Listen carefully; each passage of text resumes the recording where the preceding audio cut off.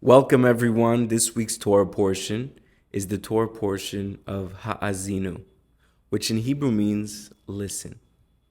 Most of the Torah portion is a beautiful poem, which is sung by Moses to the Jewish people on the last day of Moses' life here on earth. Moses was buried on a mountain by God, and no one was able to discover his burial place.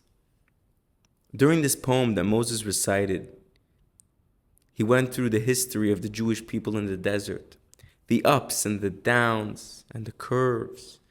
He spoke about the future of the Jewish people, that sometimes God would hide his face for a small moment. And we know how bitter those moments can be. But in the end, Moses promised that God will reveal himself and give salvation to the Jewish people. God instructed Moses to go to the top of the mountain called Mount Nebo, which from there he was able to see the promised land of Israel. But God said, you will not be able to enter into the land of Israel with the Israelites, the Jewish people. Your student Joshua will lead them in. Now the rabbis teach us the reason why Moses was not able to enter the land of Egypt. And God told him he would pass away before the Jews enter Egypt, was because there was an episode while the Jews were in the desert that God asked Moses to ask a certain rock for water to come out of the rock. And Moses was angry. There was a situation. So instead, Moses hit the rock. The commentaries say because of that episode is the reason that Moses was not granted to enter the land of Egypt. So from this story, there's really two things that stick out to me that we can learn. The first thing is that when God asked Moses to speak to the rock, that water should come out, Moses was angry and he hit the rock. So he got the water to come out, but not in the proper way that God wanted.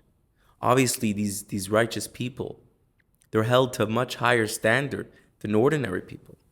But it teaches us that not always is it just about doing the right thing, but it's the way we do it which separates us one from another. The details that we pay attention to, the manner that we do things can mean so much, sometimes even more than what we do.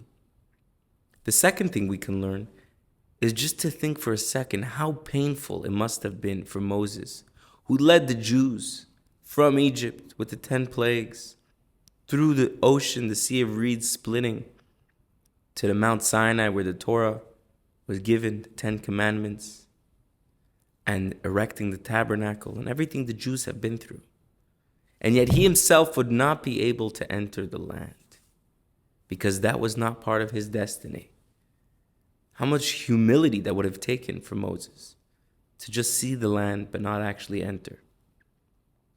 This shows us and this teaches us that sometimes we might do the most amazing work and not even be the ones that everybody claps for, not be there to take the credit.